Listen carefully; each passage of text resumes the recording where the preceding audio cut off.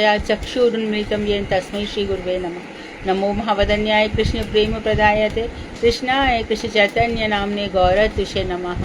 हे कृष्ण करुणा सिंधु दीनबंधो जगतपते गोपेश गोपिका कांत राधा कांत नमस्ते। तप्त कांचन गौरांगी राधे वृंदावनेश्वरी विश्वभानुसुते देवी प्रणमामि हरिप्रिय। तवै वास्मि न जीवामि त्वया बिना इति विज्ञाय राधे त्वं नय मां चरणान्तिकम्। गुरुवे गौरचंद्राय राधिकाय तदालय कृष्णाय कृष्ण भक्ताय तद्भक्ताय नमो नमः। वाञ्छाकल्पतरुभ्यश्च कृपा सिन्धुभ्येव च पतितानां पावनेभ्यो वैष्णवेभ्यो नमो नमः। श्री कृष्ण चैतन्य प्रभु नित्यानंद श्री अद्वैत गदाधर श्रीवासादि श्री गौर भक्त वृंद। हरे कृष्ण कृष्ण कृष्ण हरे हरे, हरे राम राम राम हरे हरे। मैं सर्वप्रथम मध्य गुरुपाद में पद्म परमाराध्यतम नितर विष्णु विष्णुपाद अष्टोत्तर शत श्रीमद भक्ति विद्वान श्री नारायण गोस्वामी महाराज मध्य शिक्षा गुरुपाद में पद्म परमाराध्यतम नितर विष्णु विष्णुपाद अष्टोत्तर शत श्रीमद भक्ति विद्वान श्री वामन गोस्वामी महाराज के अभय चरणारविंद में अनंत कोटि दंडवत प्रणाम ज्ञापन कर उनकी ऐसी कृपा की वांछा करती हूँ। मैं ग्रंथराज मणि श्रीमद भागवत मरीषि माला तदि रचयिता ओम विष्णुपाद सत्यनारायण श्री भक्ति ठाकुर के चरणारविंद में अनंत कोटि दंडवत प्रणाम कर उनकी कृपा की भिक्षा करती हूँ। मैं सभी वैष्णवों के लिए अठाइयों को बंधन अभिवादन दंडवत प्रणाम करती हूँ। तो कल हमने रसास्वादन किया था क्षीरहरण लीला का, वेणु गीत का और हेमंत ऋतु में जो हमारी गोपियों ने कात्यायनी व्रत किया था उसका भी हमने वर्णन सुना था। तो वेणु गीत में श्रवण करते हुए हमने देखा कि हिरण्या कृष्ण साथ मृग के साथ यानी अपने पतियों के साथ भगवान श्री कृष्ण का वेणुगान सुनती हैं। ऊपर विमानों में देवियां अपने पतियों के साथ इस बंशीनाद को सुनकर के मूर्छित होकर गिर पड़ती हैं। इधर गाय और बछड़े उस वेणुनाद को सुनते हैं और पक्षी विशेष रूप से शुभ सारिका उसको वेणुनाद सुन करके गाने लगते हैं और मोर भी केका केका ध्वनि करके नाचने लगते हैं। तो ये गोपियों का पूर्व राग था, ये कल हमें बताया गया था। अर्थात मिलन से पहले का राग, जब ये पूर्व राग उदित होगा तभी तो मिलन होगा। प्रेम ही नहीं है तो मिलन कहाँ से है। गोपियों का प्रेम जो भगवान के साथ है ये अविच्छिन्न है, किसी भी स्थिति में टूटता नहीं है। टूट सकता है ना, चंद्रावली के पास कृष्ण जाएंगे तो राधा जी का दिल टूट जाएगा और राधा जी के पास कृष्ण हमेशा रहेंगे तो चंद्रावली का दिल लेकिन टूटता नहीं है। ये प्रेम ऐसा ही है। इसमें ऐसा भी नहीं है कि अरे इसने हमारे लिए बहुत कुछ किया चलो बढ़ गया प्रेम, आज इसने हमारे लिए कुछ नहीं किया तो प्रेम घट गया। ऐसा प्रेम नहीं होता, हमेशा एक जैसा रहता है।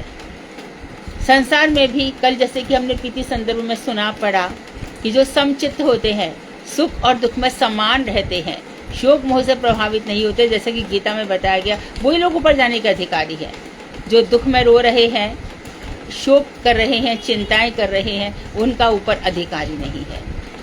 तो ऐसे प्रेम की बहुत सारी बातें पड़ी और आज हम निश्चित रूप से रास में प्रवेश करेंगे।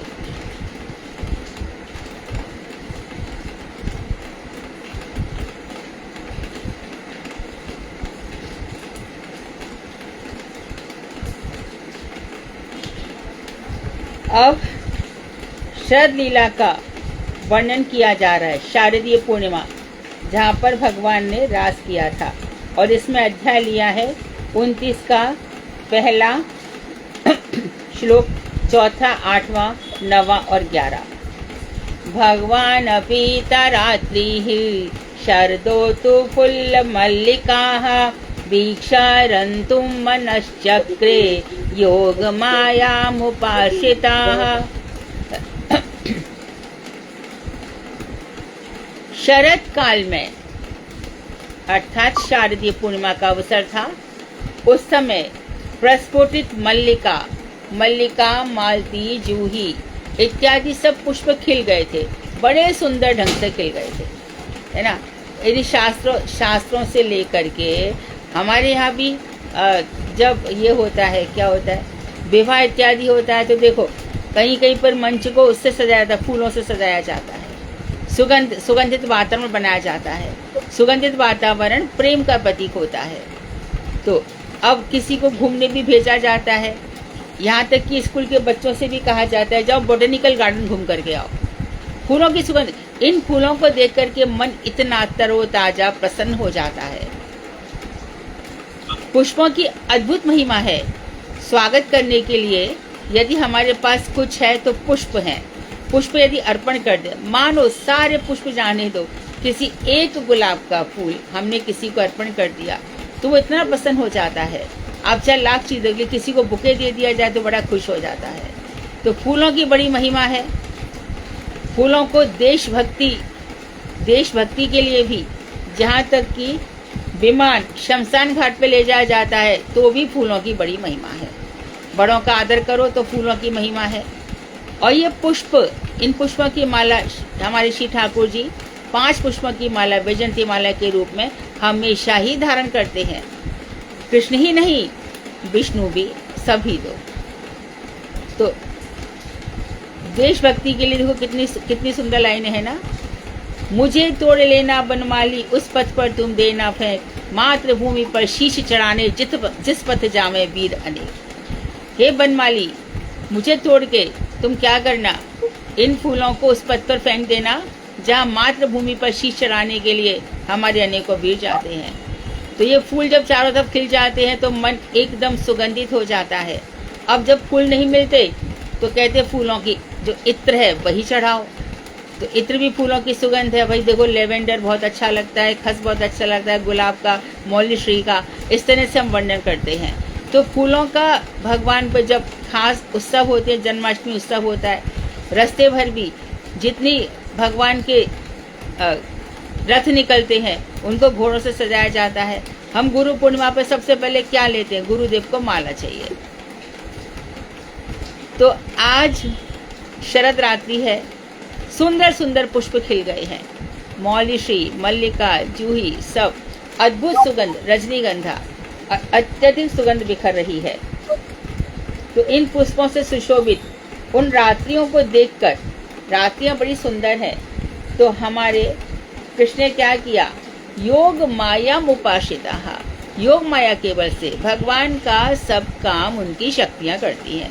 भगवान की विविध शक्तियां हैं। चातुर्मास में क्या काम है, अपनी अनंत शक्तियों को लेकर के वो योग निद्रा में शयन करते हैं अध खुली आंखों से। उसमें उनकी शक्तियां विशेष कार्य नहीं करती हैं 4 महीने। तो योग माया के बल से श्री कृष्ण ने रंतुम मनश्चक्रे, रमण करने की इच्छा की। अब यहाँ पर बताया है चित्त शक्ति ही योग माया है। भगवान श्री कृष्ण की चित्त शक्ति, भगवान श्री कृष्ण की स्वरूप शक्ति, भगवान श्री कृष्ण की अंतरंगा शक्ति, इन सबको हम योग माया कह सकते हैं। श्री कृष्ण की इच्छा से प्रापंचिक जगत में चित्त लीला का प्रकट करना योग माया का कार्य है। तो इस प्रपंच में जब भौम लीला करते हैं भगवान, भौम लीला मतलब इस भूमि पर गोलोकीय वृंदावन जब आ जाता है, इसको भौम लीला कहते हैं। जब ये लीला प्रकट होती है तो इसका सारा कार्य कौन करता है, योग माया। ये सब योग माया का कार्य है, जिनको हम पौर्णमासी देवी भी एक रूप में कहते हैं। आप सबको पता होना चाहिए, और हमने बताया भी है कि भगवान श्री कृष्ण के जन्म से पहले सांदीपनी मुनि की मैया पौर्णमासी अपने नाती यानी सांदीपनी मुनि के बेटे मधुमंगल के साथ ब्रज में आ गई थी कृष्ण जन्म से पहले, और नंद बाबा से कहा था कि मुझे कोई एक कुटिया दे दो रहने के लिए। उनको परम साध्वी देख करके नंद बाबा ने उनको कुटिया, पौर्णमासी की कुटिया आज भी ब्रज में है। ये है नंदगांव और जावड़ के बीच में है। ऐसी जगह उन्होंने ली थी कि भविष्य में जानते थे कि राधा कृष्ण परिक्या रस से राधा जी कृष्ण से मिलेंगी। तो ये सब व्यवस्था पहले से ही थी। इन्हीं जो अंतरंगा शक्ति है उसी की प्रतिछाया दुर्गा जी हैं, और दुर्गा जी इस दुर्ग को अर्थात संसार रूपी दुर्ग की रचना करती है। सब सीधी सादी बातें लोग सुनना भी नहीं चाहते। मया अध्यक्षण प्रकृति सूयते चराचर जगत, मेरी अध्यक्षता में ये प्रकृति चराचर जगत को, स्थावर जंगम सबको उत्पन्न करती है। मेरी देख रेख में अपने मन से कुछ नहीं कर सकती। मैंने सब देखा और देखते मैं, मेरा जो रुद्र रूप है, मेरी जो काल शक्ति है, मेरी जो काल शक्ति है, वो इस दुर्गा शक्ति में अपना शक्ति का आधान करती है और दुर्गा फिर सारे संसार को, जब पेड़ पौधे स्थावर जंगम सभी कुछ उत्पन्न करती है। सूयते चराचर जगत, सब जड़ जंगम पर्वत सब दुर्गा जी के पास है। और इसमें जो भगवान श्री कृष्ण का भजन करता है उससे वो प्रसन्न हो जाती है। तो दुर्गा के दो रूप हैं, स्वजन मोहिनी, विमुख जन मोहिनी। अपने जनों को मोहित करके भगवान के धाम तक पहुंचा देती हैं, और जो भगवान से विमुख है उसको इस संसार में रखकर कभी स्वर्ग उठाए कभी नरक डुबाए। नाम अपराधी को बड़ा भारी धन दे देती हैं, वो और भी ज्यादा भगवान को भूल जाता है, और भी गलतियां करता है, और भी अपराध करता है, और कभी कभी नरक ये सब वो क्यों करती? क्योंकि जो श्री कृष्ण को भूलता है उसी को भोग की इच्छा होती है। संसार में भोग की इच्छा उसी को है जो कृष्ण को भूल जाते हैं। हम ध्यान रहे, हम जब प्रसाद से पहले, हम प्रसाद आहार ग्रहण करने से पहले जब हम बोल देते हैं महाप्रसादे गोविंदे गोविंदे नाम ब्रह्मणि वैष्णवे स्वल्प पुण्य बताम राजन विश्वासो न विजायते, तो गोविंद में, नाम ब्रह्म में, प्रसाद में इनकी जो कम पुण्यवान है उनकी श्रद्धा नहीं होती। लेकिन जैसे हमने महाप्रसाद को प्रणाम किया, भगवान जगन्नाथ जी का ध्यान किया, गिरिराज गोवर्धन का ध्यान किया, तो हम प्रसाद ग्रहण भी कर रहे हैं, तो हम उस समय कृष्ण को भूले नहीं हैं। जो लोग पिक्चर देख रहे हैं, ब्याह शादी में यहाँ वहाँ जा रहे हैं, क्या क्या ये सब कृष्ण को भूल गए हैं, और ये अपने मनोरंजन के लिए, अपनी इन जड़ इंद्रियों की तृप्ति के लिए यहाँ वहाँ भागा करते हैं। अब यहाँ पे बताया निशाम गीतम तदंग वर्धनम ब्रज स्त्रियाः कृष्ण गृहीत मानसाः। तो यहाँ पे जो ब्रज स्त्रियां हैं वो कैसी हैं? कृष्ण गृहीत मानसाः। उनके मन को कृष्ण, जैसे कि कोई भूत प्रेत जकड़ लेता है ना, ऐसे भगवान श्री कृष्ण ने उनके मन को ग्रहित कर लिया है, तदात्मिका हो चुकी है। कृष्ण गृहीत मानसाः, गुरुदेव इस शब्द को अपने प्रवचन में बहुत यूज करते हैं। तदात्मिका, मदात्मिका, कृष्ण गृहीत मानसाः।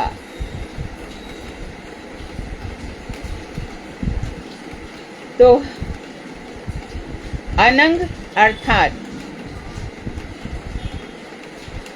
काम को वर्धित करने वाले श्री कृष्ण के वेणु गीत को, शब्द पे ध्यान देंगे, निशम्य गीतम तद अनंग वर्धनम।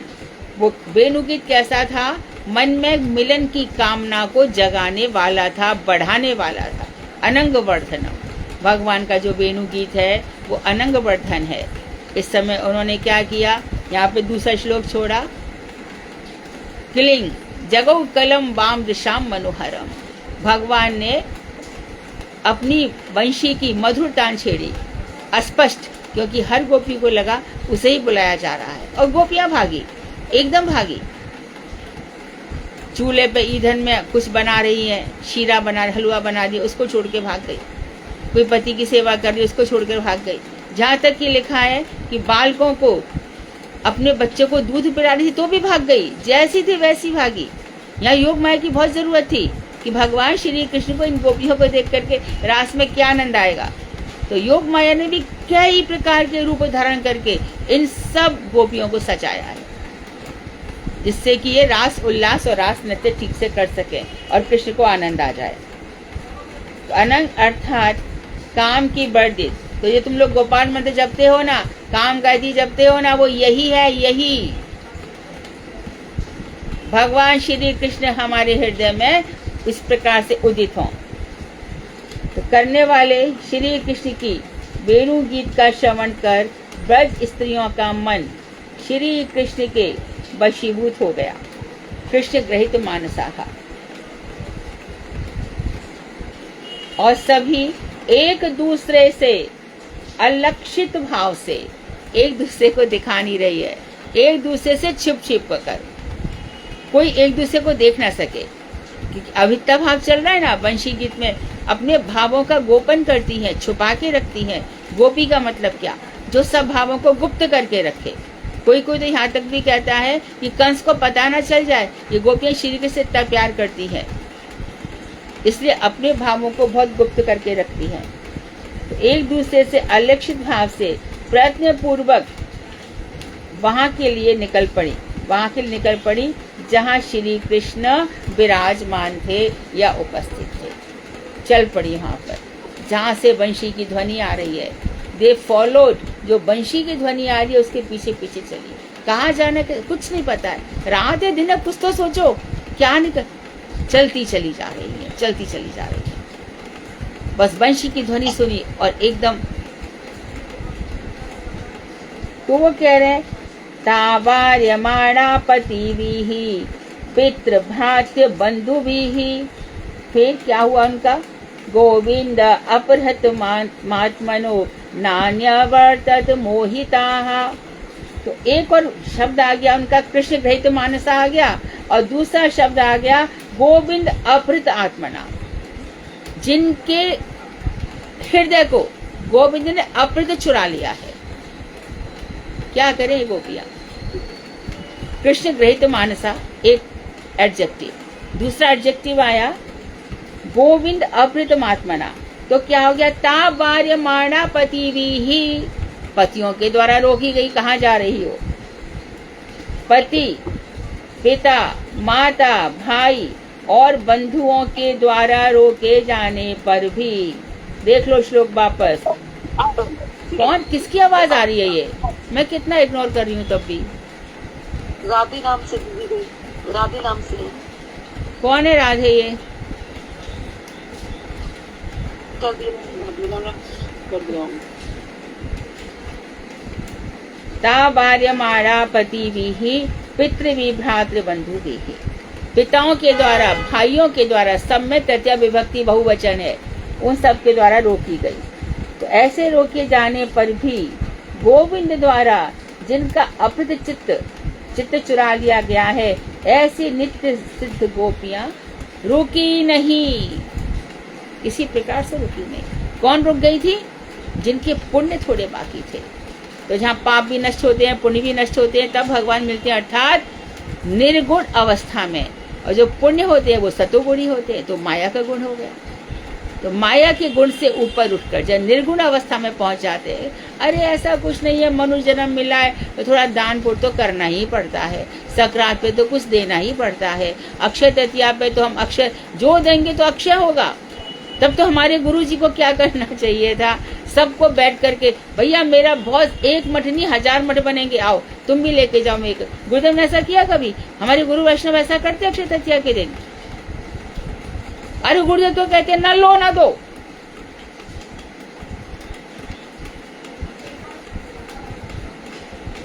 कृष्ण भक्ति बहुत दुर्लभ वस्तु है, सुदुर्लभ, ये समझ में ही नहीं आती। हम अपनी क्षुद्र बुद्धि से, जितनी कम बुद्धि है ना, उसी के द्वारा ही अपना जीवन चलाते हैं। साधु संग मिलता नहीं है, कथाएं मिलती नहीं है, कथाएं सुनने को हमारा जितनी ग्रास्पिंग पावर है वो भी कम है। अपनी बुद्धि से हम और समझते हैं बड़े स्मार्ट है, बहुत कुछ समझ लिया, बहुत कुछ जान लिया। और शास्त्रों में देखो हर पल पल पे नई बातें बताते हैं। तो ये गोपियां रुकी नहीं, जिनके गोपियों के पुण्य जब नष्ट हो गए भगवान का चिंतन ध्यान करते करते, तो बस वो शांत हो गई। और योग माया ने उनको छुपा दिया कि कृष्ण को ही आना पड़ेगा। इससे गोपियों ने क्या किया, उनके शरीर छुपा दिए योग माया ने, और उनके स्थान पर दूसरे शरीर प्रकट कर दिए। अब यहाँ पर सबका वर्णन कर रहे हैं। अंतर्ग्रहगत आकाशित गोप्यो अलब्ध निर्गमाः, ये बता रहे हैं। किंतु ये तो चली गई नित्य सिद्धा, पहले श्लोक में बताया। किंतु साधन सिद्धा गोपियां घरों के भीतर ही रह गई। अंतर्ग्रहगता काश्चित गोप्या अलब्ध विनिर्गमाः, वो घर पर ही रह गई, उन्हें बाहर आने का कोई भी मार्ग नहीं मिल पाया। क्या लिखा नीचे? अर्थात घर के दरवाजे पर पति को छड़ी लेकर बैठी हुई देखकर वे बाहर आने का साहस नहीं कर पाई। श्री विश्वनाथ चक्रवर्ती ठाकुर ने अपनी टीका में लिखा है। क्यों नहीं आया? पति डंडा लेके बाहर बैठा था। तो नित्य सिद्धा चली गई। साधन सिद्धा को अब वो नेक्स्ट जन्म में कब मिलेंगी? नेक्स्ट ब्रह्मांड में, जहाँ श्री कृष्ण। तो स्वरूप सिद्धि तो हो गई है, वस्तु सिद्धि नहीं हुई है।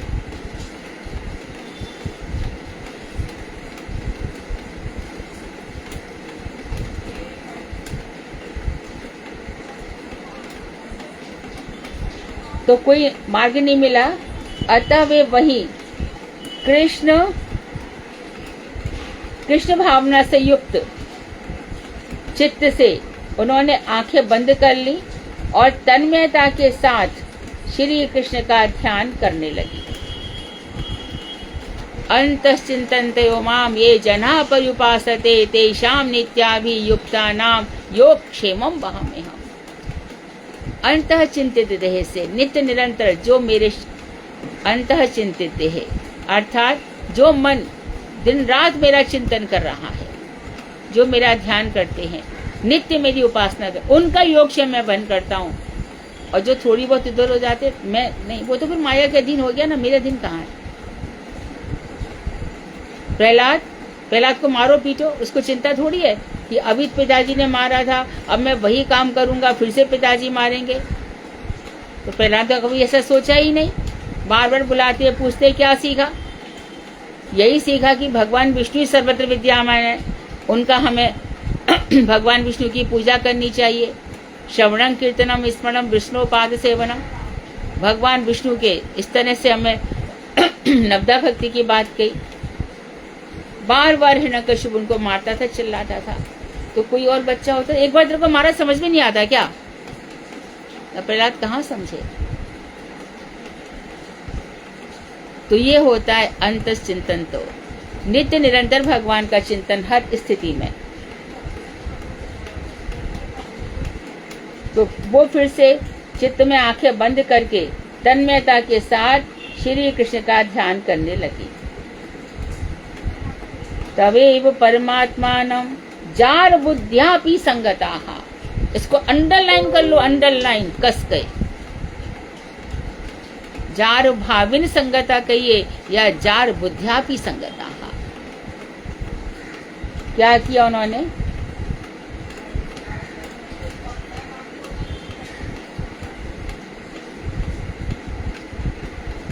वे परमात्मा के अंशी रूप श्री कृष्ण को पारकीय बुद्धि से, शब्द क्या बोला? जो परमात्मा के भी अंशी हैं, अर्थात ब्रह्म, परमात्मा और भगवान। ब्रह्म के अंशी कौन है? श्री कृष्ण। जो समझदार लोग हो रहे होंगे वो काफी चीजें आज नोट कर रहे होंगे। ब्रह्म के अंशी श्री कृष्ण। ब्रह्मणो ही प्रतिष्ठा हम, मैं ब्रह्म की प्रतिष्ठा हूँ, ब्रह्म मुझसे निकला है।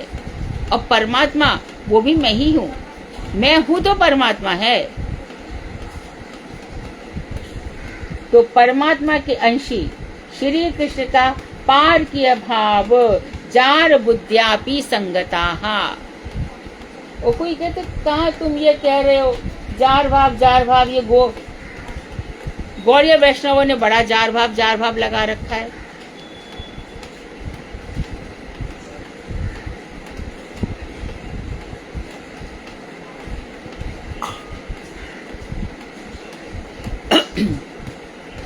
तो उनसे कहना, एक बात सुना, तू भागवत पढ़ता है? अरे खूब भागवत पढ़ी है।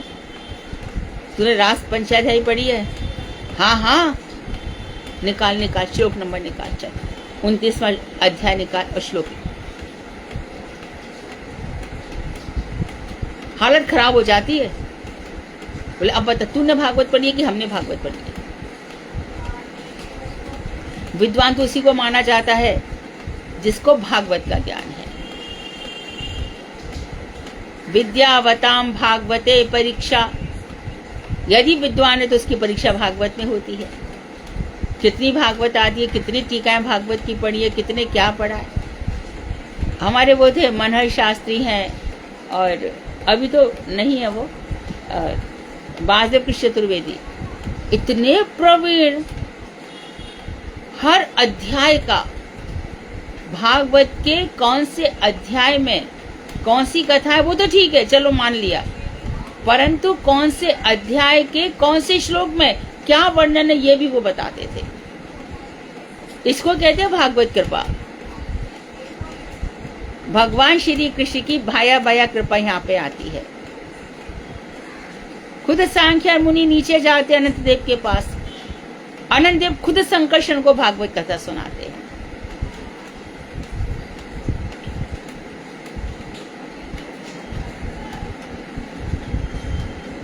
खुद श्री कृष्ण ने ब्रह्मा विष्णु महेश को भागवत सुनाई है। यह परंपरा भी आती है शास्त्रों में। कैसी ऊंची वस्तु है, तो ये डिपेंड करती है श्रद्धा पर, कितनी अधिक श्रद्धा हमारे ऊपर है। तो देखो, जार बुद्ध्यापि संगताः, श्री कृष्ण की पार की बुद्धि से, अर्थात श्री कृष्ण भगवान है तो पति भी प्रेम करे पत्नी भी प्रेम करे, दिक्कत क्या है। आज पति पत्नी दोनों भगवान श्री कृष्ण की आराधना करते हैं, तो जो अच्छा पति है वो कभी भी नहीं डांटेगा पत्नी को, बोले भगवान की आराधना कर रही है ना। लेकिन उस समय जो गोपियां है ना, वो विवाहित है, और श्री कृष्ण कौन है, राजकुमार है, राजा का बेटा है, छलिया है, छैल चिक्कन नटवर नंद किशोर है, रास रचैया है, चीर चुरैया है, गिरवट धरैया है, आंखों का ऐसा संचालन करता है, बाहों का ऐसा संचालन करता है, उसकी चाल ढाल रत्नारी आंखें रहती हैं, कभी इस स्त्री की ओर, कभी उस स्त्री की ओर, कभी इस गोपी की ओर, कभी उस गोपी की ओर, छैल छबीला, रंग रकीला, ऐसा श्री कृष्ण का इमेज है। तो ऐसे श्री कृष्ण के पीछे मेरी पत्नी भाग रही है। जटिला कुटिला भी, और देखो जटिला कुटिला सब राधा जी को इतना रोकती थी, और जब सतीत्व की परीक्षा आई कि कौन सबसे बड़ी सती है, तो उसको देखा जाएगा जो एक कलश में पानी भर के लेके जाए, जिसमें 100 छेद हैं, लेकिन पानी की एक बूंद नहीं करनी चाहिए। सबकी परीक्षा ली गई। हमारी सासू माँ जटिला भी गई, उसके भी पानी से शशत धाराएं बह निकली। एक किशोरी जी गई लेकर के, एक बूंद पानी की नहीं टपकी। तो इसे सबसे बड़ी साध्वी हमारी किशोरी जी हैं, उनसे बढ़कर साध्वी कोई है ही नहीं। क्योंकि श्री भगवान जो सारे संसार जिनका अंश अंशांश अंशांश अंशांश है, ऐसे भगवान श्री कृष्ण का उन्होंने वर्ण किया है, और श्री कृष्ण ने उनका वर्ण किया है। लेकिन ये गोपियों को क्या है कि उनको यही नहीं पता है कि श्री कृष्ण भगवान है। तो अभी हमने इतने सारे उदाहरण बताए, छैल छबीला है, रंग रगीला है, नटवर है, इस भाव से श्री कृष्ण से प्रेम करती हैं, इसलिए उनका मिलेगी कृष्ण से डंडा मारूंगा, जाएगी नहीं। तो जार बुद्ध्यापि संगताः, जार बुद्धि से संगत अर्थात प्राप्त होकर इस गुणमय देह का परित्याग करते हुए उन्होंने मानसिक चिंतन में ये गुणमय देह सतो रजो तमो गुण की, देखो सब साम्य अवस्था में रहते हैं। पिछले जन्मों में हम कुछ कर्म कर आए हैं, वैसे ही शरीर मिल गया है, और वो कर्म पीछा छोड़ते भी नहीं है। फिर से एक संसार में उन्हीं कर्मों के कारण संसार में फंसे रहते हैं, और फिर दुखी होते हैं। मेरे को बेटे से दुख है, बेटी से दुखी है, कहाँ से? कर्म करके आए हो तभी तो ऐसे बेटा बेटी मिले है ना, फिर भी आसक्ति रख रहे हो।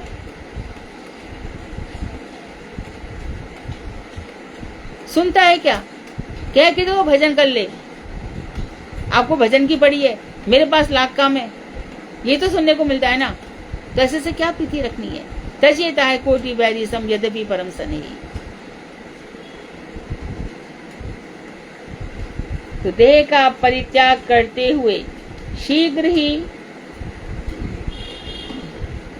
प्रक्षीण बंधना अर्थात प्राक्तन, प्राचीन, प्राक्तन मतलब प्राचीन, शुभाशुभ, शुभ और अशुभ, पुण्य और पाप, सभी कर्मों के बंधन से मुक्त हो गई। अपने प्राक्तन, इस जन्म में तो कुछ है नहीं उनके बंधन, तो इस जन्म में ऐसा भी देखा जाता है कि जो व्यक्ति बहुत भजन करता है उसके जीवन में बहुत सारे कष्ट देखे जाते हैं। क्यों? संपूर्ण जन्मों का जो कुछ अनादिकाल से किया जा रहा है, अब भक्त भजन करने लगा है, अब इसको मुझे अप्राकृत देह देनी है, तो भगवान क्या करते हैं, एक के बाद एक उसके जीवन में इतने कष्ट डालते हैं।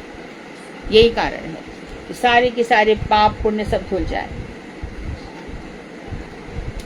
अपने निकट आया गोपियों को, ये मुझे ऐसा श्लोक लगता है ना, श्री कृष्ण ने कहा, श्री कृष्ण ने जो कहा उसका श्रीमद् भागवत में इस प्रकार वर्णन है। क्या कह रहे हैं? रजनी ऐशा घोर रूपा और घोर सत्व निषेविता। क्या किया तुम लोगों ने? घोर रजनी ऐशा, इतनी घनघोर रात है, ऐसे में कोई आता है क्या? कितने सारे हिंसक प्राणी यहाँ वहाँ घूम रहे हैं। पहले बंशी बजाई, आई बिचारी, और आकर के इनका सबसे पहला प्रश्न ये था, घोर रजनी ऐशा, ये घोर रात है और यहाँ पर घोर सत्व, भयंकर भयावह जीव जंतु निषेविता यहाँ वहाँ घूम रहे हैं। क्या करो? पतियातम ब्रजम नेह स्थेयम, ब्रज में लौट जाओ। प्रतियात ब्रजम, जाओ ब्रज में वापस चली जाओ, यहाँ मत रुको।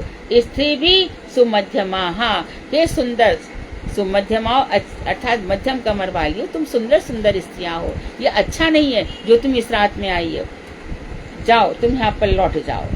क्या अर्थ लिखा है आगे? नित्य सिद्धा गोपियां श्री कृष्ण के निकट उपस्थित हुई, उन्हें देखकर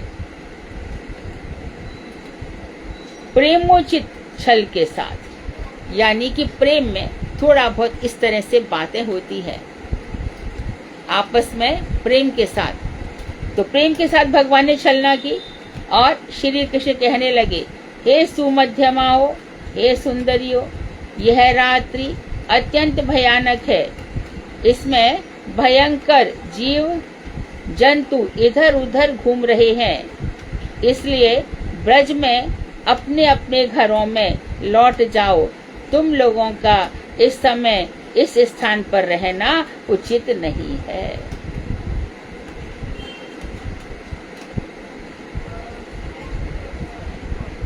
तो देखो, श्रवणात्, श्रवण से, श्रवणात्, दर्शनात्, ध्यानात्, मई, तुमने क्या किया है? भावोनुकीर्तनात्, मेरी कथाओं के श्रवण से, मूर्ति के, मेरी मूर्ति के दर्शन से, मेरे ध्यान से तथा मेरे नाम आदि के अनुकीर्तन जप से, अर्थात अनुक्षण दिन रात एक भी क्षण अविच्छिन्न नाम कीर्तन से मेरे प्रति जैसा प्रेम उत्पन्न होता है, मेरे सन्निकट रहकर वैसा नहीं होता। अतएव तुम क्या करो? अपने अपने घर लौट जाओ। ये भगवान ने उपदेश दिए। मेरा नाम संकीर्तन करो और क्या क्या करो? क्या क्या करो? मेरी कथाओं का श्रवण करो, एक बात। मेरी मूर्तियों के दर्शन करो, दूसरी बात। मेरा ध्यान करो, मेरे नाम का अनुक्षण कीर्तन करो और नाम संकीर्तन करते रहो। तो ऐसे जिससे मेरे प्रति जैसा प्रेम होता है, मेरे पास रहने से ऐसा नहीं होता। क्यों? क्योंकि पास में रह के भी बहुत अधिक समीपता जब होती है तो हमारे अंदर गौरव बुद्धि हट जाती है। अक्सर ऐसा देखा भी जाता है कि बड़े बूढ़े जब हमसे प्रेम ज्यादा करने लगते हैं तो हम उनके साथ बैक आंसर करने लग जाते हैं, हम उनके प्रेम को भूल जाते हैं और गौरव बुद्धि जो हमारी उनके प्रति होती है वो हमारी नष्ट हो जाती है। जबकि वो हमें प्यार से बहुत कुछ कह देते हैं, हमारा हृदय उन चीजों को समझ नहीं पाता। इसलिए समीप रहने से गुरु वैष्णवों का अपराध होने की संभावना बहुत अधिक है। गुरु जी के पास रहने वाले जो अंतरंग कृपा पात्र हैं, गुरु तो कृपा कर रहे हैं, लेकिन बड़ी जोर जबरदस्ती गुरु वर्ग पे चिल्लाना, डांटना। आपसे कहा है ना बात मत करो, आप खाना खाओ, हो गया काम। तो प्यार से कह रहा है। प्यार में एक मर्यादा होती है, मर्यादा का ही उल्लंघन कर दिया। तो विनम्रता और दैन्य, तो हमेशा निकट रहने से अपराध की संभावना बहुत अधिक है। तो निकट जितनी देर रहो वहां दैन्य भाव रहना चाहिए। श्री कृष्ण के अप्रिय वचनों को सुनकर गोपियों ने जो कहा उसका श्रीमद् भागवत के 29 के अध्याय में 33, 38 और 40 में इस प्रकार वर्णन किया गया है। तो यहाँ पे गोपियों ने कहा कुर्वन्ति ही त्वं रतिम कुशलः स्व आत्म। यहाँ पर कह रहे हैं, हे कृष्ण सुनो, तुम हमारे अति प्रिय आत्मा ही हो। आत्मा हमारी सबसे प्रिय है और तुम्हारी आत्मा हो। आत्मा से अधिक प्रिय तो कोई नहीं होता, और तुम हमारी प्रिय आत्मा हो। नित्य प्रिय वस्तु, नित्य ही हमारी प्रिय वस्तु हो। कुशल बुद्धि वाले मनुष्य तुम्हारी भक्ति करते हैं। जय कृष्ण भजय से ही बड़ो चतुर, बहुत स्मार्ट, बहुत ही इंटेलिजेंट, ब्रिलियंट, एंड्रॉइड, स्मार्ट, ये सब लोग श्री कृष्ण का भजन करते हैं। ये सब श्री कृष्ण का भजन करते हैं। दुख प्रदान करने वाले अनित्य पति पुत्र, देखो भागवत कह रही है, श्री कृष्ण कह रहे हैं, श्री कृष्ण भगवता इति प्रोक्तम इति भागवतम। भगवान के द्वारा जो कही गई है उसको भागवत कहा जाता है। यहाँ पे क्या कह रहे हैं कि दुख प्रदान करने वाले कौन कौन है? अनित्य, ये आज है कल मर जाएंगे। अरे मैं तुम्हारा पति हूँ, अरे तो पहले अपनी तो रक्षा कर, बाद में मेरी रक्षा करना चाहिए। पति बन रहा है ना बहुत,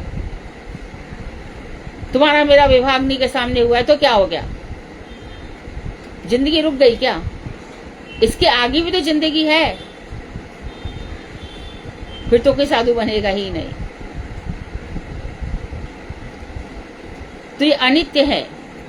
तो इन गोपियों ने उत्तर में ये कहा कि एक बात बताओ श्री कृष्ण, बोलो, जब किसी का पति प्रवास में चला जाए, परदेश में चला जाए, ठीक है, तो वो अपनी मूर्ति रख जाता है, ठीक है, तो अब हम उस मूर्ति की पूजा करते हैं, उसको भोजन दे करके तब वो स्त्री खाती है, ठीक है। अब जब उसका पति वापस आ गया तो वो असली पति की पूजा करे कि जो मूर्ति रख गया उसकी पूजा करे? तो कृष्ण बोले इसमें पूछने की बात ही क्या है? जब खुद का पति सामने आ गया तो नकली मूर्ति की पूजा क्यों करेगी? तो इसलिए कृष्ण, आप हमारे साक्षात पति हो, तुम अनित्य पति की पूजा क्यों करें?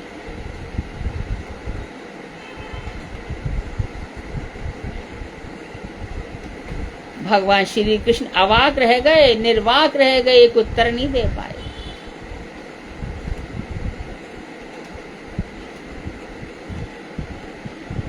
और वैसे श्री कृष्ण की एक लीला ये भी है जो बहुत ही सती साथ भी हो। भगवान श्री कृष्ण बाहर आए, पति गोदी में सोया था, उन्होंने कहा बाहर आके मुझे कुछ दे दो। पत्नी बोली पति सोया है, पहले इसको जगने दो फिर मैं दूंगी। भगवान ने कहा मैं प्रतीक्षा करूंगा। तो सुनते हैं कि पंढरपुर वाले भगवान की ऐसी कुछ लीला है। तो उस समय कुशल, तुम हमारे अति प्रिय आत्मा हो, नित्य प्रिय वस्तु हो, कुशल बुद्धि वाले मनुष्य तुम्हारी भक्ति करते हैं, दुख प्रदान करने वाले पति पुत्र आदि से भला हमारा क्या प्रयोजन है जो तुम हमें घर वापस भेज रहे हो? हे वरदेश्वर, वर देने वालों में आप सर्वश्रेष्ठ हो। आप तो बड़े बड़े अच्छे वरदान दे देते हो। हमने बहुत समय से तुम्हारे संग के प्राप्ति की आशा से आशा लगा रखी है। कितने जन्मों से क्या क्या किया है हमने, तुम क्या समझोगे। सब कुछ त्याग करके हम दंडकारण्य वन में हम श्रुतियां आपको ढूंढ रही हैं। हम स्वर्ण मूर्तियां कब से आपका संग प्राप्त करना चाहती हैं। हम कोई और थोड़ी है। आत्मा का क्या लिंग होता है कृष्ण। आप ही ने कह रखा है कि गोपी भाव से मैं प्राप्त होता हूँ, तो हम गोपी बन गए आपकी इच्छा से। हम तो पहले पुरुष ही थे, पुरुष बन करके आपका भजन कर रहे थे। आपने कहा कि पुरुष बन के मुझे प्राप्त नहीं कर पाओगे, गोपी भाव धारण करो। तो गोपी भाव धारण किया, अब हमको पति पुत्र दिखा रहे हो। और यदि हम पुरुष रूप में होते तो क्या हम पति पुत्र दिखाते क्या। तो हमने कैसी आशा लगा रखी है। हे अरविंद लोचन कमल के समान नेत्र वाले, हमारा त्याग मत कीजिए। ततः प्रसीद, फिर भगवान ब्रजी नारदन ते अंग्री मूलम। तो यहाँ पे बता रहे हैं, हे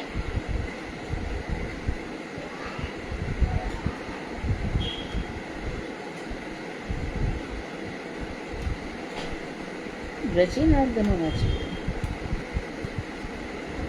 हे ब्रजी नारदन अर्थात कष्टों को दूर करने वाले, अपने अपने घरों का परित्याग करके हमने तुम्हारी उपासना की और उपासना की आशा से तुम्हारे श्री चरण कमलों को प्राप्त किया है। और तुम्हारी सुंदर मुस्कान को देख देख करके, उसके दर्शन से हम तीव्र काम से तप्त हो रही हैं। तुम्हारे मिलने की कामना मदन शर से पीड़ित हो रही है हम। ये जो अप्राकृत मदन है, जो मंत्र है, हमारे दिव्य मंत्र हैं जो वेदों में लिखे गए हैं, श्रुतियों में लिखे गए हैं, जो वेद श्रुतियां भगवान के निश्वास से अपने आप प्रकट हुई है, जिनको ब्रह्मा जी ने लिखा, ब्रह्मा जी के आदेश से व्यास जी ने जिन मंत्रों को लिखा, उन मंत्रों का महामंत्र है हरे कृष्ण कृष्ण कृष्ण हरे हरे। हमने इस मंत्र की खूब उपासना की है और वहीं पर हमें मंत्र बताया 24 गायत्री में हमने गायत्री का वर्ण किया है, काम गायत्री। हमने उससे आपकी उपासना की है। हमने गोपाल मंत्र जपा है, अष्टदशाक्षर गोपाल मंत्र जपा है, तब तो जाके आपको प्राप्त किया है। तो हमारे हृदय में आपसे मिलने की जो तीव्र लालसा, अब देखो चिन्मय शरीर प्राप्त होगा, पार्षद देह प्राप्त होगी, पार्षद देह वैकुंठ में मिल जाएगी, उसके ऊपर जाके गोपी देह प्राप्त होगी। तो वहां पे जो अप्राकृत मदन है उसकी हम कल्पना भी नहीं कर सकते, अत्यंत चिन्मय है। वहां पर अद्भुत तरंगे आती हैं हृदय में,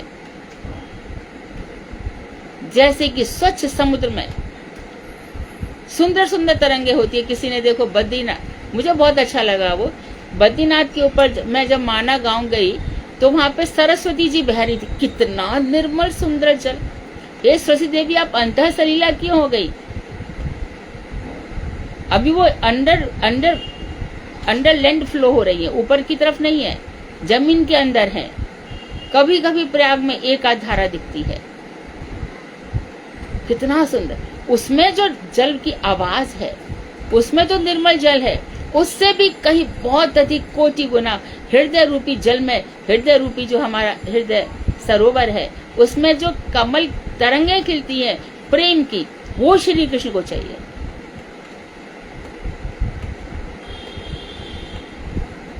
क्योंकि संसार में जो नाम है उन्हीं से हम श्री कृष्ण की भावनाओं को समझते हैं या भक्ति को। इसलिए हमारे मन में इंद्रिय तर्पण, प्राकृत बुद्धि जैसी गंदगी चली आती है। वहां बहुत उज्जवल नीलमणि हमारे कृष्ण कैसे हैं, परम उज्जवल। शंकर को मिलते नहीं, ब्रह्मा जी को मिलते नहीं, रुक्मणी भी जिनके मन में क्षोभ पैदा नहीं कर सकती। तो ऐसे हमने आपको किस तरह से प्राप्त किया है। आपकी सुंदर मुस्कान से हमें तीव्र कामना से तप्त किया है। अतः हे पुष्प पुरुष भूषण, आप ही सर्वश्रेष्ठ पुरुष हैं। कारण नव से भी पुरुष हैं, शिरोशाही भी पुरुष हैं, गर्भोदशाही भी पुरुष हैं। भगवान श्री राम मर्यादा पुरुषोत्तम है। लेकिन आप तो लीला पुरुषोत्तम है। तुलसीदास ने कहा, तुलसीदास जी को कृष्ण कहाँ मिले? दर्शन तो दिए ना मथुरा में, परंतु उनकी आस्था थी श्री राम में। तो गोपी भाव मिला क्या तुलसीदास जी को? क्या राम का नहीं जप कर रहे थे क्या? स्वांत सुखाय तुलसी रघुनाथ गाथा, लिखी होगी वाल्मीकि जी ने रामायण, लिखा होगा सब कुछ। मेरे हृदय में जो अनुभूत हो रहा है मैं वही लिखूंगा। श्री राम में डूबे हुए हैं, और वही श्री राम देखो, वही तुलसीदास जी अंत में क्या कह रहे हैं? पूरी रामचरितमानस के अंत के 2 श्लोक पढ़ लेना। कामी ही नारी प्यार जिम लोभी है प्रिय जिमिदाम, तेमी रघुनाथ निरंतर प्रिय लागहु मोहे राम। यह अंतिम श्लोक है। कामी को जैसे नारी प्यारी होती है और लोभी को जैसे दाम प्रिय लगते हैं, ऐसे श्री राम आप हमको अच्छे लगते हैं। निरंतर प्रिय लागहु मोहे राम। तो ऐसे भगवान से, ये अंतिम श्लोक है। तो अब तुलना कहां से करनी पड़ी? कामी की नारी से। कहां से लाए?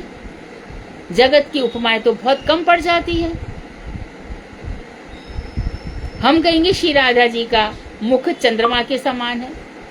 अरे कैसे चंद्रमा के समान है? चंद्रमा में तो कलंक है, शशांक है, उसमें खरगोश जैसी आकृति दिखाई देती है, इसे चंद्रमा को शशांक कहते हैं। नहीं, भगवान श्री कृष्ण का प्रेम का जो काला टीका है वो हमारी किशोरी जी के कपोलों पर सुशोभित हो रहा है, इसलिए आज हम किशोरी जी को शशांक कह रहे हैं।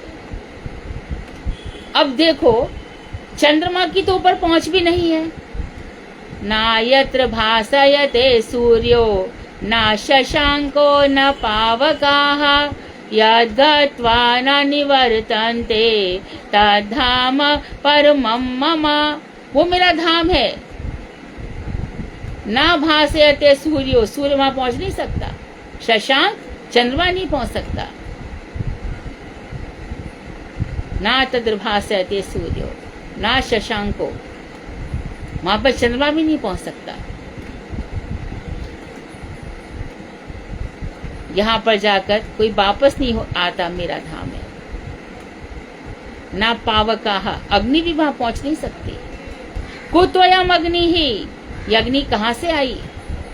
कुतोयम सूर्यः, ये सूर्य कहाँ से आया? कुतोयम चंद्रः, ये चंद्र कहाँ से आया? कुतोयम विद्युतः, ये विद्युत कहाँ से आई? तस्य भासा सर्वम इदम विभाति। उन्हीं भगवान सूर्य के प्रकाश से सब कुछ चमकता है। तो वहां पर ये काम वासना काम करेगी क्या? एक भगवान का नाम लेते ही समस्त हृदय एकदम शुद्ध निर्मल हो जाता है।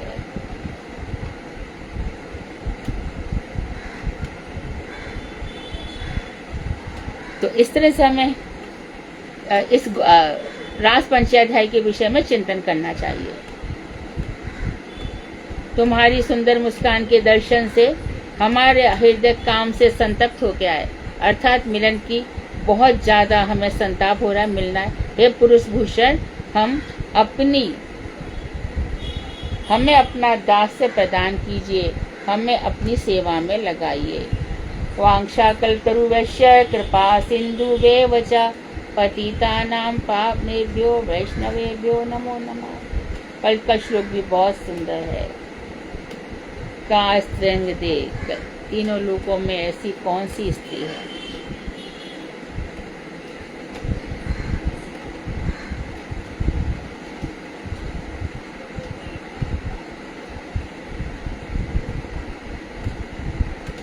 हरे कृष्णा दीदी, कल क्लास? हाँ ठीक है, कल क्लास पॉसिबल नहीं है क्योंकि हमारी एक मीटिंग है अर्जेंट। ठीक है, कल क्लास। थैंक यू दीदी, थैंक यू दीदी। ठीक है, कल क्लास नहीं रखेंगे, रखेंगे नहीं, रख पाएंगे ज्यादा। ठीक है,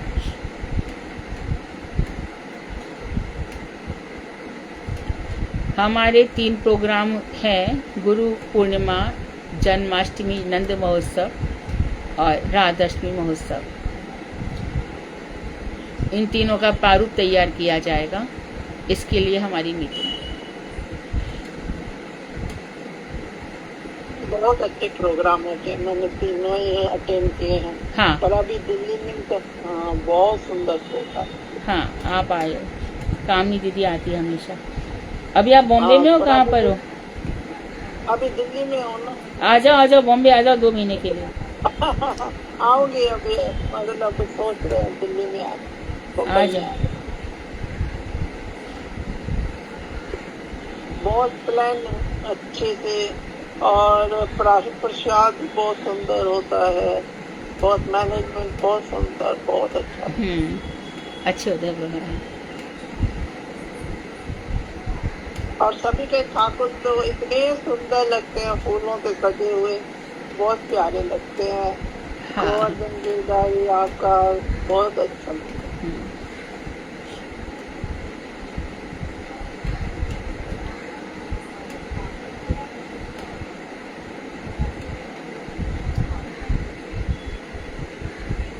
कोई प्रश्न हो तो पूछो।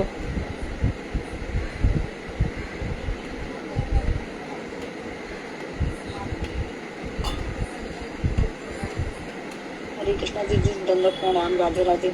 राधे। एक जनरल क्वेश्चन है। जनरल। इससे ना कई दफा हाँ जी, कई लोगों ने इसे पूछा है, जैसे आजकल मतलब है कि ड्रिंक वगैरह सब करते हैं, तो जैसे उस टाइम कोई जैसे भगवान का प्रसाद होता है, कोई नमकीन बनाया, घर में प्रसाद लगाया है, तो वो क्या वो उनको सर्व कर सकते हैं? वो बिल्कुल नहीं, के साथ 2 थप्पड़ लेके बाहर भगा दो। कोई सब ड्रिंक नहीं करता, ये गलत बात है।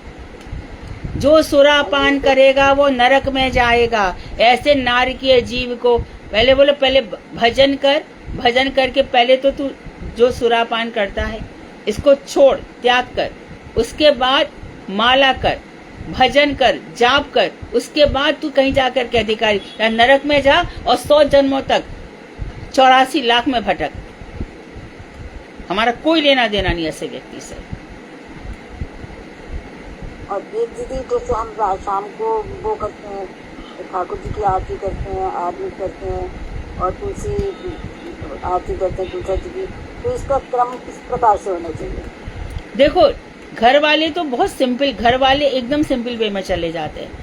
ठाकुर जी की आरती होगी, बराबर है, पहले गुरु जी के अनुगत में, हे गुरुदेव हम भगवान की आरती कर रहे हैं, भगवान की आरती करी, उसके बाद वृंदा जी की आरती कर दी, उसी से ही घर में जो सिंपल लोग हैं वृंदा जी की आरती कर दी, उसके बाद गुरु परंपरा की आरती कर दी। ये सिंपल वे है, इसमें बिल्कुल सब कुछ बढ़िया, कोई प्रॉब्लम नहीं है। आने बाद में करनी है सबसे? नहीं, ये डिपेंड करता है। मानो आपने आरती 8 बजे करी, आने 7 बजे कर लो, क्रम। हाँ हाँ हाँ, आने का मतलब संध्या, 2 समय मिले उस समय संध्या कहते हैं।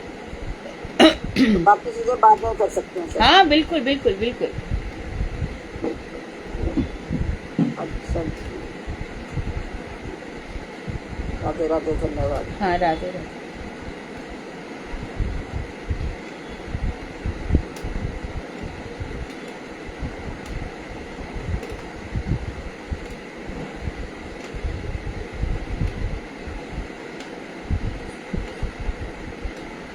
कोई प्रश्न नहीं हो तो भागवत।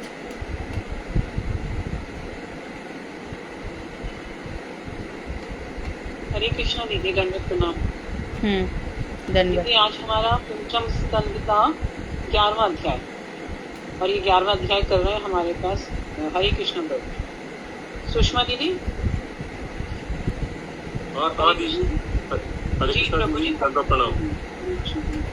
तो जो 11वां अध्याय कल जब हम पढ़ रहे थे, तो ये मिल चुका है। सौभी देश का राजा रहुगण पालकी में लगा दिया हमारे भरत जी को, और भरत जी का इनका वार्तालाप प्रारंभ हो चुका है। तो निश्चित रूप से जो 11वां अध्याय है बड़ा ही ज्ञानवर्धक है, बहुत ही सुंदर है। तो इसमें जो राजा है, राजा रहुगण और जड़ भरत का संवाद होता है। जिसमें राजा रघुगढ़ समझता है कि ये जो भरत जी हैं, जैसे कि कोई मणि हो, वो धूल से ढकी रहती है, इसी प्रकार से मैं इनको समझ नहीं पाया और वो इसी तरह से रहते थे। ज्ञानी लोगों को ऐसा ही रहना चाहिए, किसी को कुछ अपनी बताने की आवश्यकता है भी नहीं। जो हमारे इष्ट लोग हो, इष्ट गोष्ठी हो, जिन सब के अभिष्ट एक ही है, उनके बीच में वार्तालाप होगा। तो इसी प्रसंग में आगे जाकर के भवाटवी का भी वर्णन आएगा। भव मतलब संसार रूपी, अटवी मतलब वन। तो इसमें राजा रघुगण के बहुत सारे प्रश्न होंगे और नेक्स्ट अध्याय में बहुत सारे उत्तर होंगे। उनको साधना ने और सुधा ने तैयार किया है। तो आज हरे कृष्ण प्रभु हमें बताएंगे कि इन दोनों के बीच में क्या वार्तालाप हुआ। प्रस्तुत कीजिए। दीदी दंडवत प्रणाम। हाँ, दंडवत। ओम अज्ञानतिमिरान्धस्य ज्ञानाञ्जन शलाकया चक्षुरुन्मीलितं येन तस्मै श्री गुरुवे नमः। श्री गुरुवे गौरचंद्राय राधिकाय प्रियात्मने कृष्णाय कृष्ण भक्ताय तद्भक्ताय नमो नमः। नमो विष्णुपादाय गुरु। यहाँ पर है ना हरे कृष्ण प्रभु, ये श्लोक आप थोड़ा ठीक कीजिए। आपने बोला राधिकाया प्रियात्मने नमो, पहला शब्द क्या बोला? नमो नमः। नहीं, श्री गुरुवे गौरचंद्राय राधिकाय प्रियात्मने। हाँ, श्री गुरुवे गौरचंद्राय। गुरुवे हुआ गुरु जी के लिए, गौरचंद्र के राधिकाया प्रियात्मने, ये नारायण गोसाई महाराज के लिए। ठीक कर लेंगे। तो वो श्लोक किस, हाँ नहीं, इस श्लोक को ठीक से बोलो। ये श्लोक बोले कोई। राधिकाया प्रियात्मने, गुरुदेव का ये श्लोक किसको याद है? हे भगवान। गुरुवे गौरचंद्राय राधिकाय प्रियात्मने। अरे राधिकाय तदालय है वो तो। राधिकी तदालय। अच्छा, गुरुवे गौरचंद्राय राधिकाय तदालय कृष्णाय कृष्ण। हाँ, ये है। भक्ताय नमो नमः। इनको तदालय एक में ऐड कर लूंगा, छूट गया वो वैसे। राधिका यहाँ पर चलता है। राधिकाया प्रियात्मने औदार्य माधुर्यादि गुणैश्च युक्तम नारायणम तम शिरसा नमामि। श्री कृष्ण लीला कथने सुदक्षम औदार्य माधुर्यादि गुणैश्च युक्तम वरम वरेण्यम पुरुषम महांतम नारायण तम शिरसा नमामि। और ये जो गुरु जी के लिए आया है ना, कृष्णाय, देखो मुझे याद नहीं, मैं बताऊंगी। ये है ना, ये वाला श्लोक अब वो हो रहा है मिक्स मैच। मैं इसको देख लूंगा, चेक कर लूंगा। हाँ हाँ। नमो विष्णुपादाय गुरु प्रेष्ठाय भूतले श्री श्रीमद भक्ति वेदांत माधव गोस्वामी इति नामने। हे कृष्ण करुणा सिंधु दीन बंधु जगतपते गोपेश गोपिका कांत राधा कांत नमस्तुते। तप कांचन गौरांगी राधे वृंदावनेश्वरी वृषभान सुते देवी प्रणमामि हरिप्रिय। श्री कृष्ण चैतन्य प्रभु नित्यानंद श्री अद्वैत गदाधर श्री वासादि गौर भक्त वृंद। हरे कृष्ण कृष्ण कृष्ण हरे हरे, हरे राम राम राम हरे हरे। मैं सर्वप्रथम अपने गुरुपाद पद ओम विष्णुपाद अष्टोत्तरशत श्री श्रीमद भक्ति वेदांत माधव गोस्वामी महाराज जी के चरण कमलों में अनंत कोटि दंडवत प्रणाम करता हूँ। तत्पश्चात मैं अपने परम गुरुदेव नित्य लीला प्रवेश ओम विष्णुपाद अष्टोत्तरशत श्री श्रीमद भक्ति वेदांत नारायण गोस्वामी महाराज जी के चरण कमलों में अनंत कोटि दंडवत प्रणाम करता हूँ। समस्त रूपानुग गुरुवर के चरण कमलों में अनंत कोटि दंडवत प्रणाम। मैं अपने शिक्षा गुरु भागवताचार्य डॉक्टर मधु खंडेलवाल दीदी के चरण कमलों में असंख्य कोटि दंडवत प्रणाम करता हूँ। कक्षा में उपस्थित समस्त वैष्णवियों के चरण में यथायोग सम्मान पूर्वक दंडवत प्रणाम। यह कथा जो आज की कथा है, ये मैं अपने गुरु देव और समस्त गुरुवर की कृपा से और डॉक्टर मधु खंडेलवाल दीदी की प्रेरणा से कहने का प्रयास कर रहा हूँ। यदि कथा में भी ऐसे कोई त्रुटि हो तो उसके लिए क्षमा प्राप्ति हो और भविष्य में मैं आप सबका मार्गदर्शन चाहता हूँ। आज का जो विषय है, राजा रघुगण को भरत मुनि का उपदेश, स्कंद 5 अध्याय 11 पेज 102 से 108। हम पहले थोड़ा सा रिकैप कर लेते हैं क्योंकि कथा बहुत इंपॉर्टेंट है, भरत जी का चरित्र बहुत इंपॉर्टेंट है, थोड़ा सा रिकैप कर लेते हैं। ऋषभ देव के पुत्र राजा भरत ने राजा बनने के पश्चात 1 करोड़ वर्ष तक राज्य भोग किया और फिर अपने राज्य को अपने पुत्रों में विभाजित करके गंडकी नदी के तट पर पुड़य आश्रम या हरिहर क्षेत्र चले गए। वहां पर वे सन्यासी के समान रहकर भगवान वासुदेव की भक्ति करने लगे, जिससे उनका चित्त शुद्ध हो गया और उनको प्रीति के लक्षणों से युक्त पराभक्ति की प्राप्ति हुई और महाभागवत भरत महाराज निरंतर भगवत सेवा में ही लीन रहने लगे। एक दिन उन्होंने नदी के तट पर एक गर्भवती हिरनी को देखा जो प्यास बुझाने के लिए नदी के तट पर आई थी। उसने सिंह की भीषण गर्जना सुनकर छलांग लगा दी, जिससे उसका गर्भस्थ शावक नदी के जल में गिर गया। राजर्षि भरत उस मृत शावक को उठाकर अपने आश्रम में ले आए और दिन प्रतिदिन उनकी आसक्ति उस मृत शावक में बढ़ने लगी, जिससे कुछ ही दिनों में उनका सारा धर्माचरण नष्ट हो गया।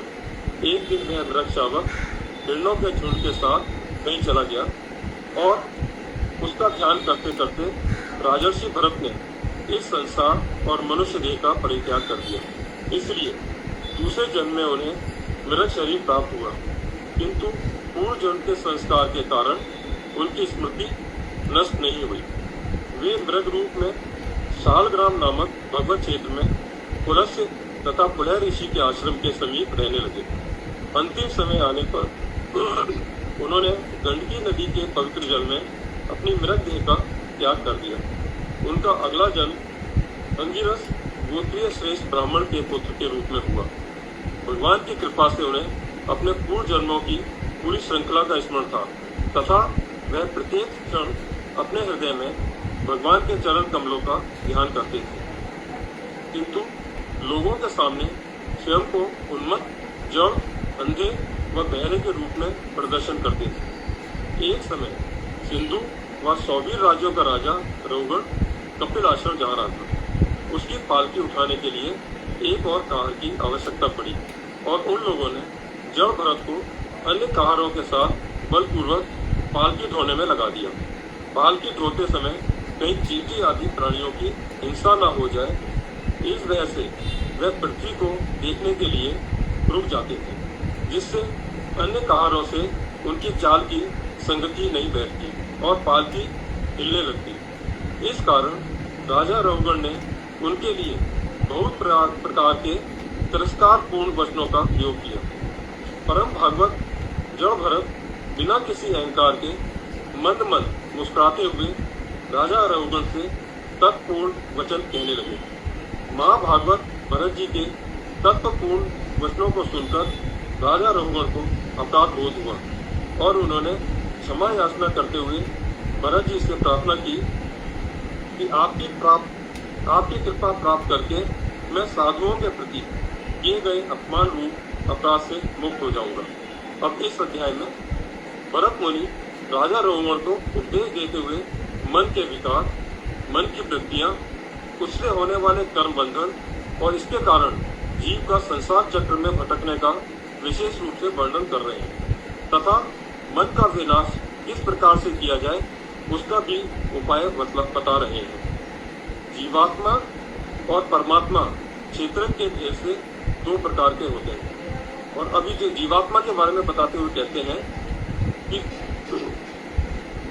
जीवात्मा स्वरूप क्षेत्र के बारे में बताते हुए श्री ब्राह्मण जड़ भगत ने राजा रघुगण से कहा कि विवेकी जन तत्व विचार के आधार पर स्वामी सेवक, सुख दुख, राजा प्रजा इत्यादि लौकिक व्यवहारों का आदर नहीं करते। उसी के समान वेद वाक्य भी अधिकतर गृहस्थ जनोचित यज्ञों से संबंधित विधि विधानों में ही विस्तार से शोभा पाते हैं।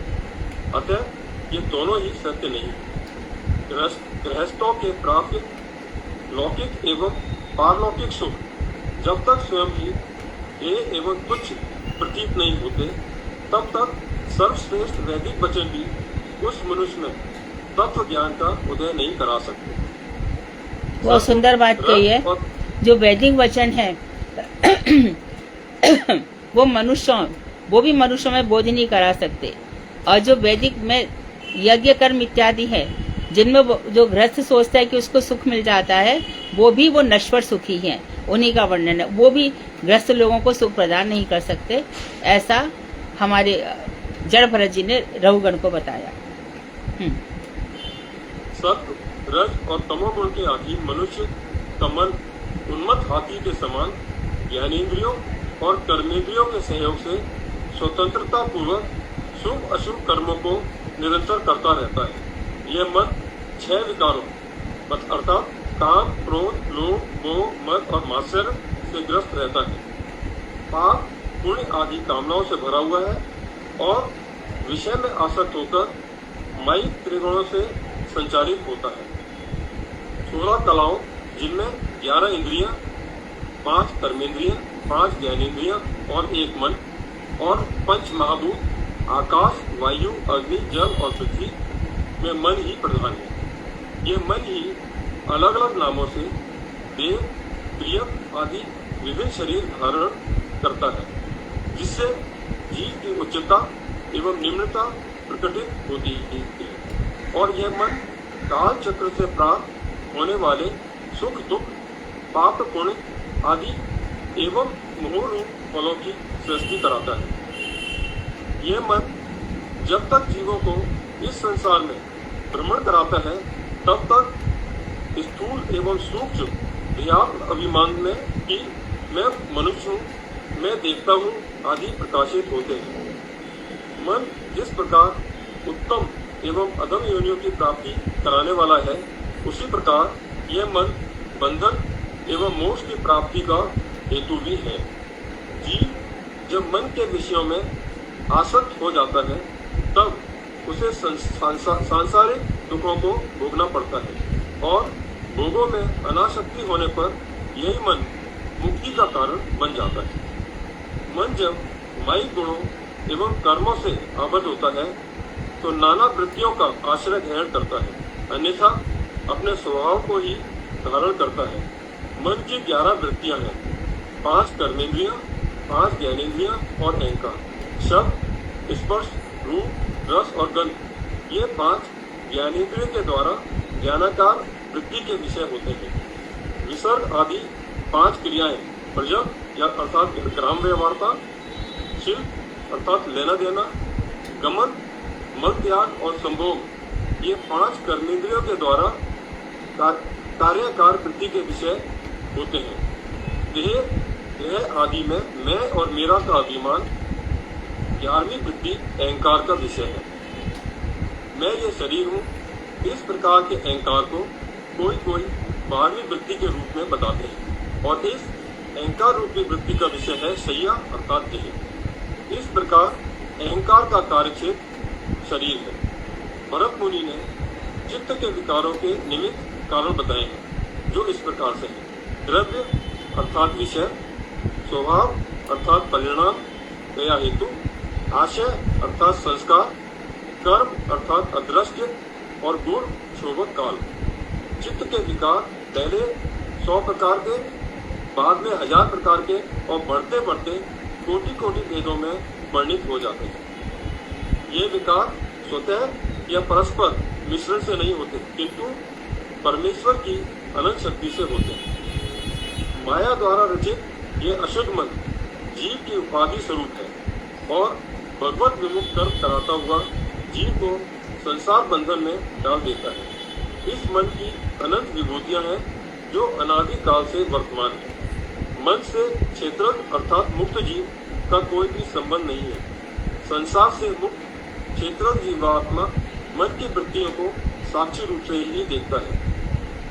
भरत मुनि अब परमात्मा स्वरूप क्षेत्रज्ञ का वर्णन करते हुए कहते हैं कि क्षेत्रज्ञ परमात्मा सर्वव्यापी, जगत कारण, पूर्ण, अपरोक्ष, स्वयं प्रकाश, जन्म आदि से रहित और ब्रह्म आदि के भी ईश्वर है।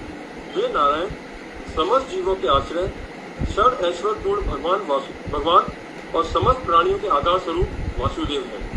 वे ही अपनी माया से सभी जीवात्माओं में उनके नियामक रूप में विद्यमान रहते हैं। वासुदेव अपने अंश रूप से इस विश्व प्रपंच में प्रवेश करके उस पर अधिपत्य करते हैं। फिर मन के बारे में बताते हुए भरत जी, राजा भरत कह रहे हैं, आत्मा की उपाधि रूप मन जीवों का संसार ताप का मूल कारण है।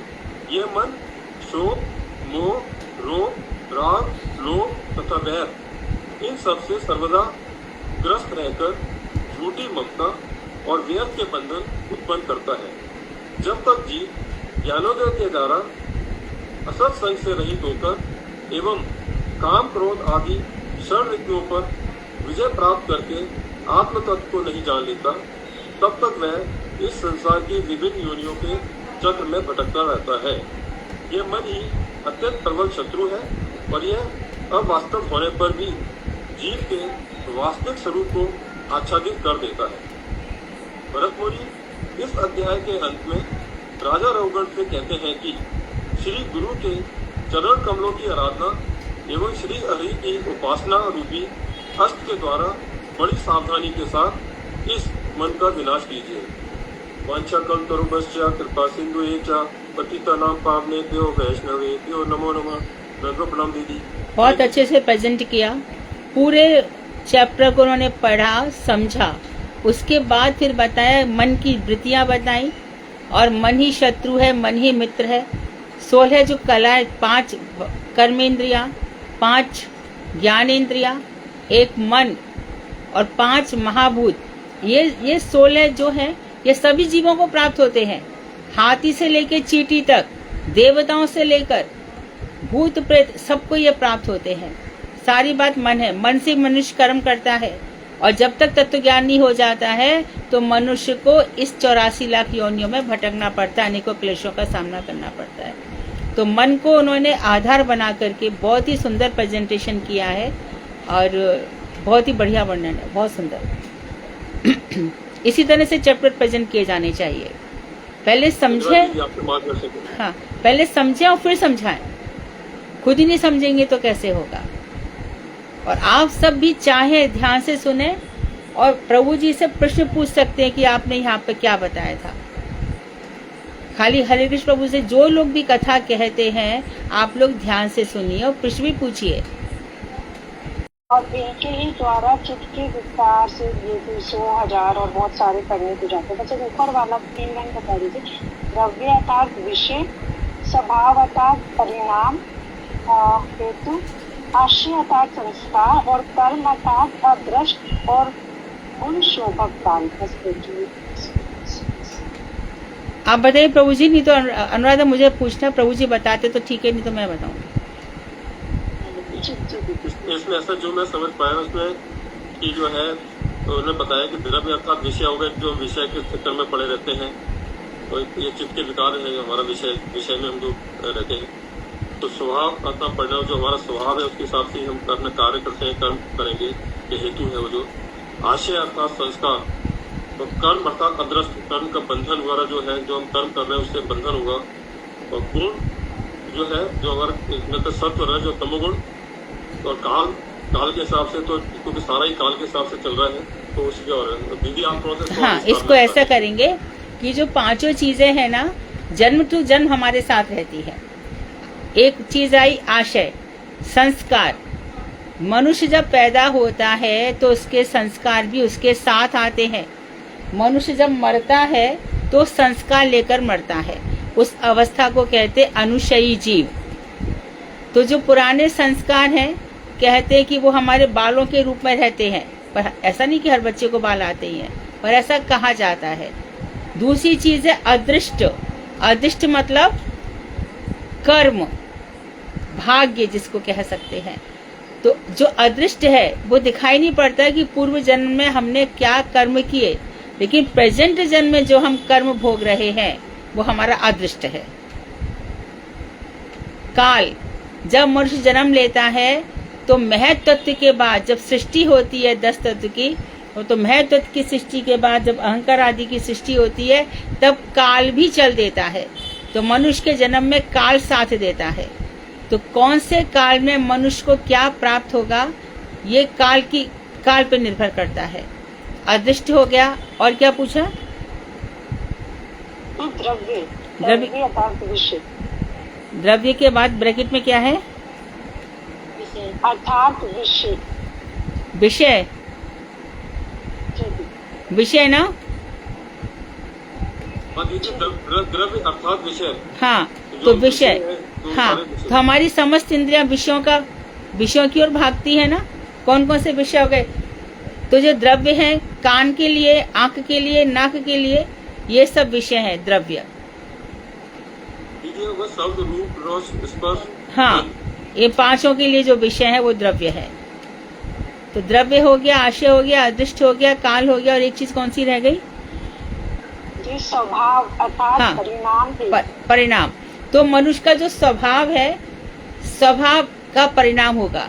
जैसे कि किसी को हिंसक स्वभाव है तो वो कौन सी योनियों में जाएगा? शेर इत्यादि योनियों में। और जो कोई लोभी लालची है, अजगर योनियों में चला जाएगा।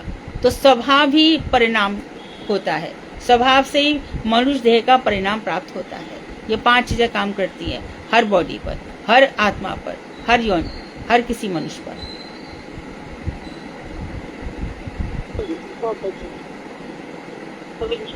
दीदी, गुण शोभ काल, गुणों में क्षोभ उत्पन्न करने वाला काल। ये जो माया के 3 गुण है ना, तो तीनों गुण साम्य अवस्था में रहते हैं। तो स्वभाव के अनुसार मनुष्य उन गुणों को ग्रहण करता है। कोई सत्वगुणी होता है, कोई तमोगुणी होता है, तो तमोगुणी रजोगुण मिश्रित होता है, कोई मात्र रजोगुणी होता है, इस तरह से। तो ये जो काल है गुणों में क्षोभ करने वाला होता है स्वभाव के अनुसार। गुण क्षोभक काल, गुणों में क्षुब्ध अवस्था पैदा, गुणों में हलचल पैदा करने वाला।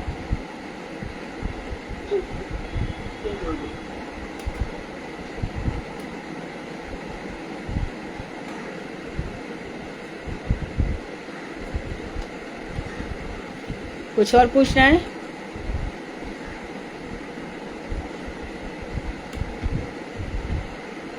ठीक है, कीर्तन।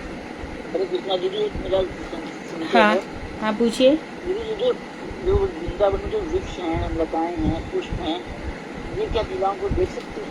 हाँ, ये लीलाओं को देख सकते हैं। ये नेक में होते हैं? हाँ हाँ हाँ, हमारे कितने ही सारे भक्त हुए हैं जो वृंदावन के लता पता बनकर जीवन जीना चाहते हैं। एक बात भी है कि मनुष्य जन्म ले लो तो इसमें बहुत है। हमारे किसने कहा था, पेट, कितनी भूख लगती है। अरे पेट, तू पीठी क्यों नहीं हो गया? पीठ को कभी भूख नहीं लगती तुझे बहुत, तो तेरे लिए बड़ा सामान जुटाना पड़ता है, तेरे रहने के लिए घर बनाना पड़ता है इस मनुष्य शरीर से। इससे तो अच्छा कि ब्रज के लता पता बन जाए, अपने आप ही पानी बरसता है। तो जो उद्भिज है, वृक्ष जमीन को फोड़ के निकलते हैं, नीचे से ऊपर की ओर जाते हैं, तो इनको सूर्य अपने आप ही ताप दे देता है बरसात इनका। तो इसके लिए बहुत से लोग यहाँ पर प्रार्थना करते हैं। तो ब्रज के लता पता ये सब मुनि भी कहे जाते हैं, ये साधारण नहीं है। वृंदावन के वृक्ष को मरम न जाने कोई, डाल डाल और पात पे राधे राधे हो।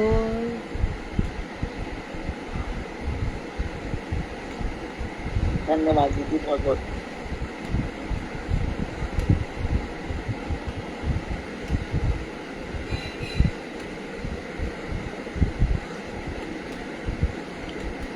कीर्तन।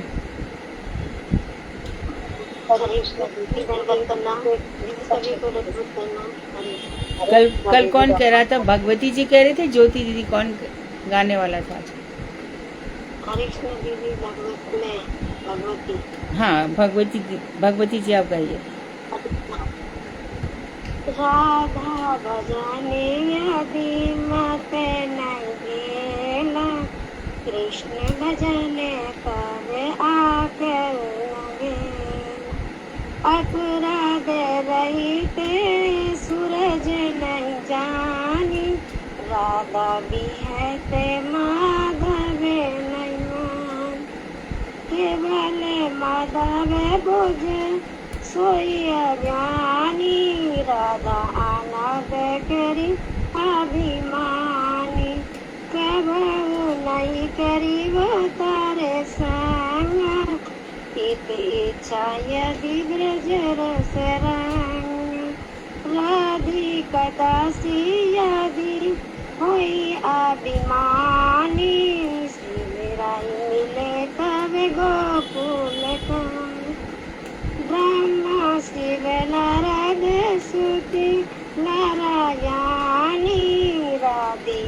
पदे जर पूज्यमान उमा रुक्मणी सत्य सची चंद रुक्मानी राधा आवे पारे सवे अन्यमानी कीने राधा परिचय जाकर ताने भागती विनोद करे मांगिए चराने भागती विनोद करे मांगिए राधा बजाने यादी माथे नहीं देना जय राधे जय राधे जय जय श्री राधा रानी हरे कृष्ण।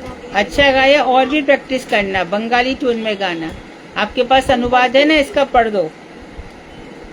मुझे तो डर लग रहा है अंदर से।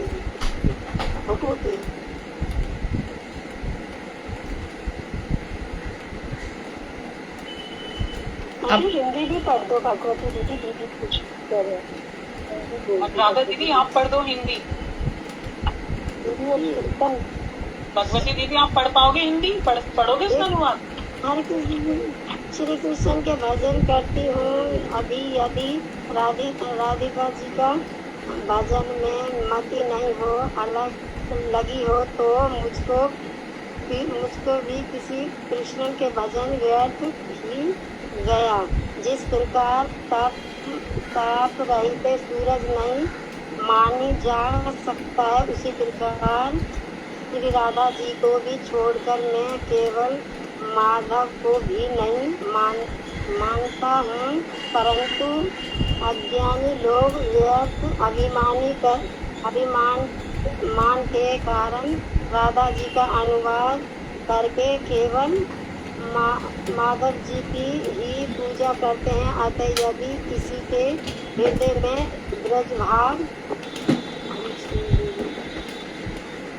ब्रजभाव माधुर्भाव प्रस्तुत इच्छा